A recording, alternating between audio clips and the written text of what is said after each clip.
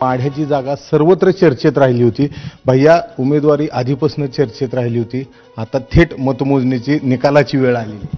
आज मतमोजणी आहे आणि मला खात्री आहे की या मतदारसंघातल्या मतदारांनी मला भरघोस असं मतदान केलेलं आहे आणि आदरणीय शरदचंद्रजी पवार साहेब आणि विजयसिंह मोहिते पाटलांना जो मानणारा वर्ग आहे आणि कार्यकर्ते आहेत, सगळ्यांनी मनापासून या ठिकाणी काम केलं. कार्यकर्ते अहोरात्र झटले.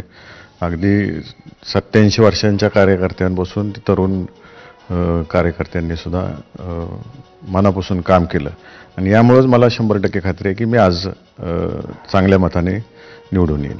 काही सर्वच एक्झिट पोलमधून माढा तुम्ही जिंकताय असं दिसतंय. आता नेमकं खऱ्या मतमोजणीला आपण समोर जातो. खऱ्या मतमोजणीला जातोय पुढे आणि मला 100% खात्री आहे की या माढा लोकसभा मतदारसंघातील जनतेनं मनापासून मला भरभरून प्रेम दिलेलं आहे आणि मताच्या रूपातून दिलेलं आहे आणि मी नक्कीच निवडून येईन आणि जनतेची सेवा करेन. किती मताधिक्य असेल? माझा अंदाज आहे 80,000 ते 1,30,000 दरम्यान लीड राहील.